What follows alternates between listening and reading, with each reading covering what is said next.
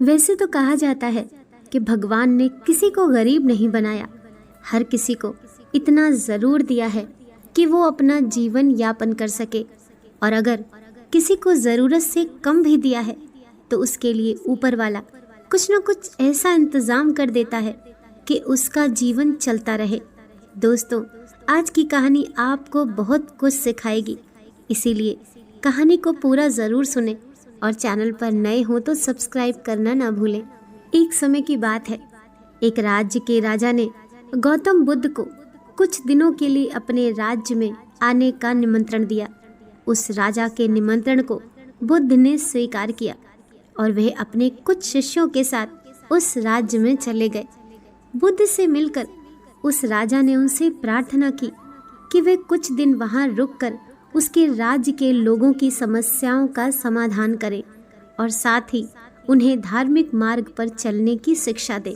बुद्ध ने राजा की बात मान ली और 3 दिन के लिए उन्होंने इस राज्य में धर्म सभा करने का फैसला किया। गौतम बुद्ध के आने की खबर पूरे राज्य में फैल गई और धर्म सभा के पहले ही दिन बहुत से लोग आए।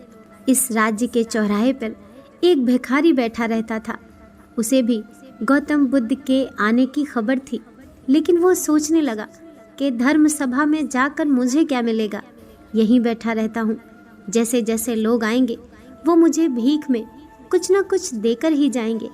पहले दिन बहुत लोग आए और इस भिखारी की अच्छी खासी कमाई हो गई।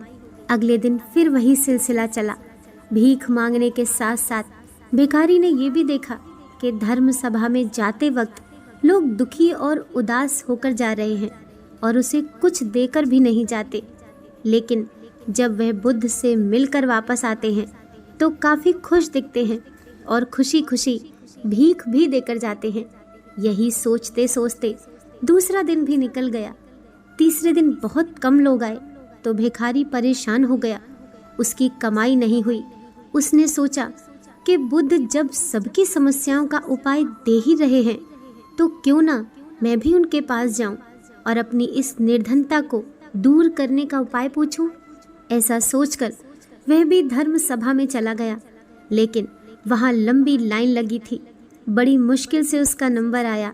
बुद्ध के पास पहुंचकर उसने प्रणाम किया और बोला, भगवान, इस गांव में सभी लोग खुश हैं और सभी धन सुविधा से संपन्न हैं, फिर मैं ही निर्धन क्यों हूँ।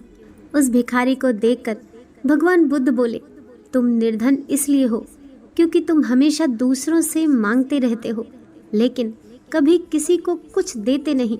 तुम सोचते हो कि लोग तुम्हें भीख में पैसे दें, लेकिन बदले में तुम किसी को कुछ देना नहीं चाहते। ऐसा सुनकर वह भिखारी बड़ी हैरानी से बोला, भगवान, मैं क्या लोगों को कुछ दूंगा, मेरा तो खुद का गुजारा भीख मांग कर चलता है, मेरे पास देने को है ही क्या। बुद्ध कुछ देर के लिए मौन हो गए और थोड़ा देर रुकने के बाद बोले, तुम बहुत मूर्ख हो। किसी को देने के लिए या दूसरों के साथ बांटने के लिए ऊपर वाले ने तुम्हें और हमें सभी को बहुत कुछ दिया है। मुस्कुराहट दी है जिसे तुम दूसरों के साथ बांटकर उनमें आशा और उम्मीद जगा सकते हो। आवाज़ दी है जिसे तुम मीठे शब्द बोलकर लोगों की तारीफ कर सकते हो। 2 हाथ दिए हैं जिससे तुम दूसरों की मदद कर सकते हो। एक स्वस्थ शरीर दिया है जिससे तुम भीख ना मांगकर मेहनत का काम कर सकते हो। ऊपर वाले ने जिसको ये चीज़ बिना किसी कमी के दी हो, वो कभी निर्धन नहीं हो सकता। तुम निर्धन हो तो बस अपनी सोच की वजह से। जैसे जैसे तुम इस सोच से बाहर निकलोगे, तुम खुद को दूसरों जितना ही अमीर समझने लगोगे और तुम्हारा जीवन भी सुधर जाएगा।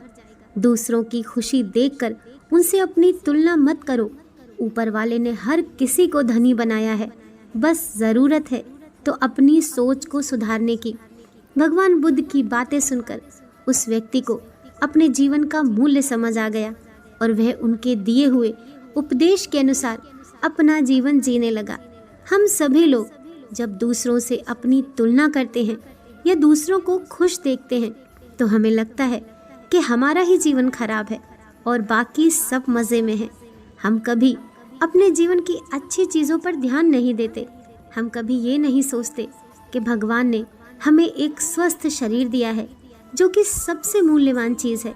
आप भले ही कितने अमीर हों, अगर आपका शरीर काम का ना रहे तो वो पैसा भी किसी काम नहीं आता। और दूसरी तरफ अगर आप गरीब भी हैं लेकिन आपका शरीर एकदम स्वस्थ है, तो आप अपने आप में एक अमीर व्यक्ति हैं। एक स्वस्थ शरीर पैसों से कहीं ज़्यादा ज़रूरी है, ये हम सभी जानते हैं। फिर मिलेंगे दोस्तों, तब तक अपना ख्याल रखिए और हमेशा मुस्कुराते रहिए। मिलते हैं नेक्स्ट वीडियो के साथ।